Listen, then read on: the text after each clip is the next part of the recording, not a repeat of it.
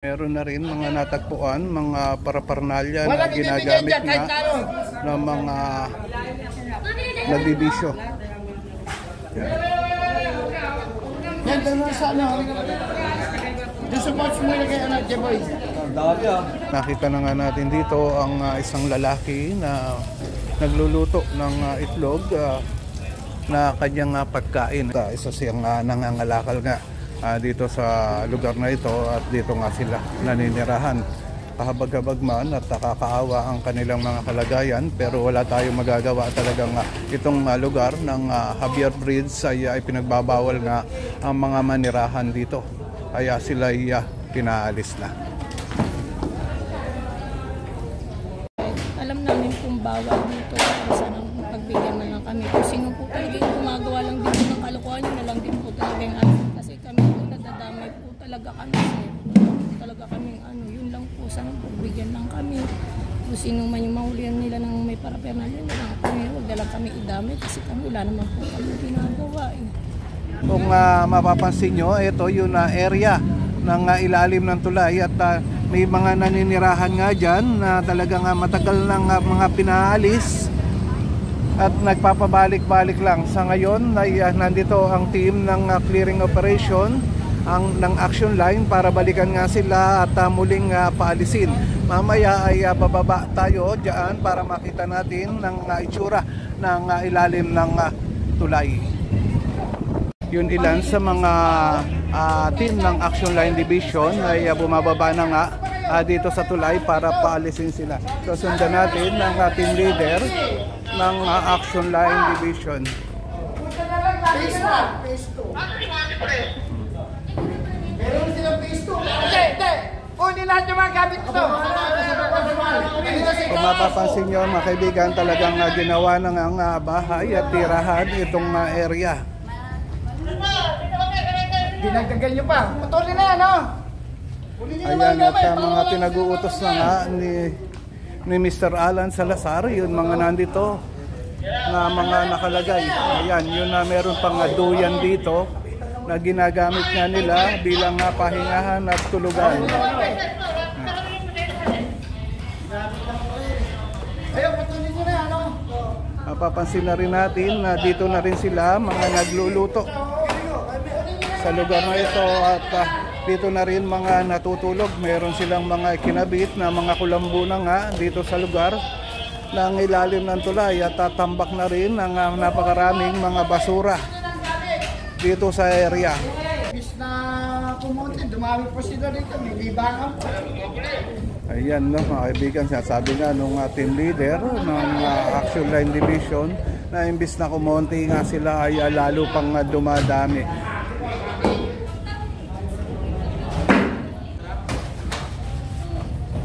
Ito ang makikita nga natin mga kaganapan ngayon dito sa ilalim ng tulay ng Javier Bridge to, no? Kaibigan, uulit ka, dito tayo sa ilalim ng Javier Bridge. Ang barangay na nakakasakop nga dito ay Barangay Santa Lucia na. Kita na rin natin dito ang ilan sa mga naninirahan at ito nga yun isang babae na ito na sinasabi meron siyang 2 anak na kasama dito sa ilalim ng tulay at ayan ay kakausapin natin. Dati po yung asawa ko po dati na kulong, meron po sinangla na bahay sa kanya dyan. Ngayon, hindi po namin alam kung paano ay makakuha na relocation. Kahit naman po sa ID po ng asawa ko, di na rin po namin nasa kasi na-demolish na nga daw po noon. Kaya ngayon po, wala naman po may ibang mapuntahan dahil magkano lang din po kinikita ng asawa ko sa kalakal, hindi pa po sapat. Sa tubig at pagkain pa lang sa araw-araw, pangailangan namin. Kaya, yun lang po nga na po ay nandito mga lakal. Tapos misa po pag ayan po may tanim po kami ng pakunti-unti dyan. Diyan lang hindi kami kumukuha minsan ng panganap buhay. Inaasikaso po namin. Ayun po, alam naman po namin bawal dito. Kaya lang alam po kami magagawa kasi ito na lang po yung paraan namin para nakatira lang po sa ilalim ng tulay. Pero wala naman po kami ginagawa masama. Siguro meron man yung iba pero nagdadama nilang din po kami. Gano'ng kahabang panahon na ba kayong nakatira dito? Ano pa lang po kami dito ng asawa ko, yung 1 taon na lang po. Kanina meron na nakita nga mga paraparnalya ngayon, mga nagki-clearing operation. Ano? Ayun ba talagang may mga gumagamit dito sa ilalim nyo? Meron naman, hindi ko rin po kasi talaga masigurado, pero hindi ko po kasi talaga nakikita. Kung may nakita naman po sila para po nalabas naman siguro meron, pero wala po talaga umalis na po. Kami nadadami na lang din po kami dahil lagi-laging meron nakikita. Kaya nga humiwala po kami ng higaan para malaman kung sino talaga yung gumagamit. Ngayon naman nagkaroon ng clearing operation dito, pinaalis na kayo. Saan yung pupuntahan nyo? Saan kayo pupunta? Sa ngayon, hindi po namin talaga alam. Nag-iisip po kami. Kasi kung din po kami lang din talaga din sa taas ngayon, wala po talaga kaming hawak na pera. Ang pera lang din po nasa ako, lang din po pambili namin kain talaga sa araw-araw. Yun lang po talagang kayang bigay namin talaga sa ngayon. May mga anak ka na ba? May anak po, dalawa. May dalawa. Asan sila ngayon? Pinasama ko po muna doon sa taas yung dalawang bata. Mga nag-aaral pa. Hindi pa. Maliit pa po. Yung isa 2 years old. Tapos yung isa po 4 years old. Mga taga saan po ba kayo talaga? Ang asawa ko po dito na po yan sa may... Ito yung dati po dito. Ako po kasi taga po ako, Antipolo po ako. Napangasawa ko ngayon yung asawa ko dahil taga dito naman po siya. Kaya sumama na lang din po ako dito. Doon po kasi hindi naman kami pwede magsama-sama ng pamilya ko dahil sobrang dami rin namin ng pamilya. Hindi naman din po kami pwede sumasak na rin. Ano pa pangalan mo? Pwede bang malaman ang pangalan mo? Ako po, NM po. NM? Opo. Ito no mga kaibigan, maraming salamat sa iyo NM. Ito mga kaibigan, nakausap na natin ng isa sa mga nakatira dito no, na si MM ay isang pamilyadong tao rin at may dalawa nga siyang anak at mayroon siyang panibagong asawa na kinukwento. Talagang kung iisipin din natin ay nakakaawa din ang kanilang mga kalagayan. Kagaya nga ngayon ay nakita natin na dala nga nila yun na kaldero ng pagkain at dito nga sila nagluluto. Kaya lang talagang wala tayong magagawa dahil itong area na kanilang tinitirahan ay talagang ipinagbabawal ang mag-stay dito. At dahil nagdudulot na rin sila ng pagdudumi dito sa area. At ngayon nga ay inuutos na ng isa sa mga kasama natin action line na tanggalin itong mga ito.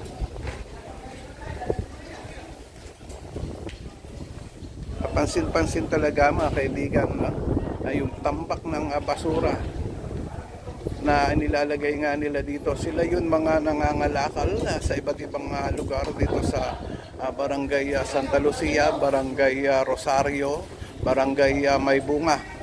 At dito na nga nila itinatambak yun mga hindi naman nila napapakinabangan. Kinuha nila yun mga nakita natin mga paraparnalya doon sa itong ilalim ng tulay.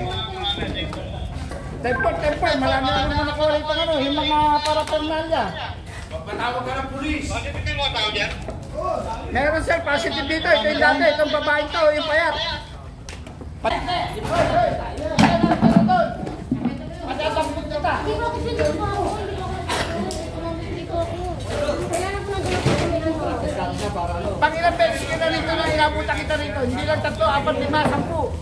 Oh, tapos meron pa doon ako Hindi ko asaan ako mo.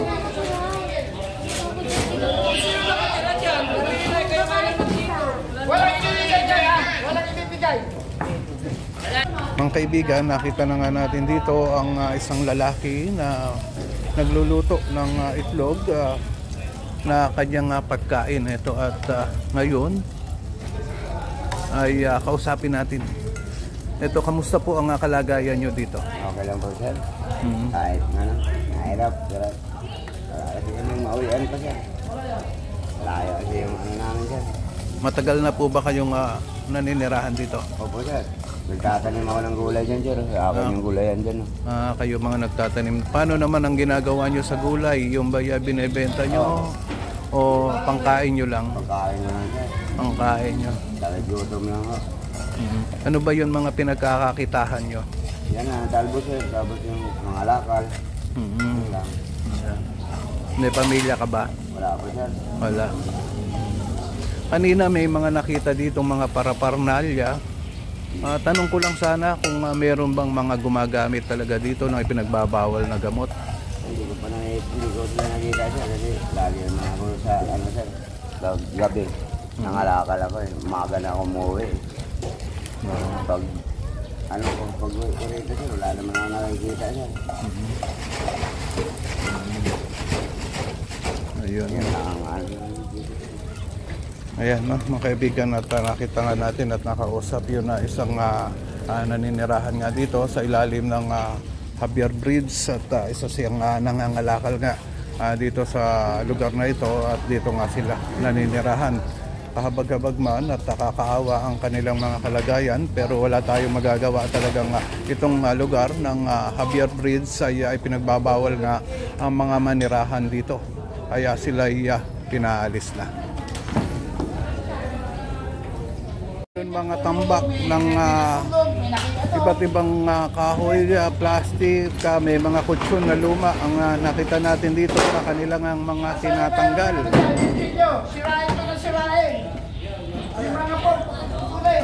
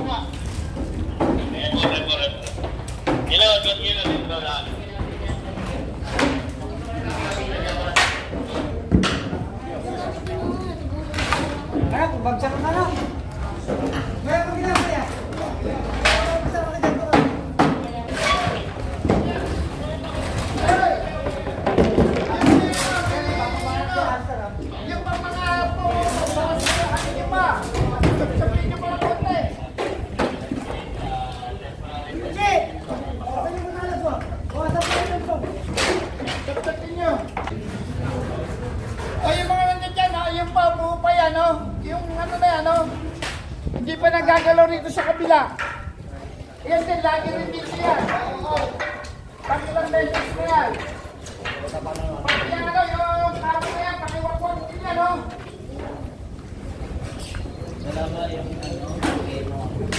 Okay, pakitala sa bahay, kadiliver. Parimuhotan din yan.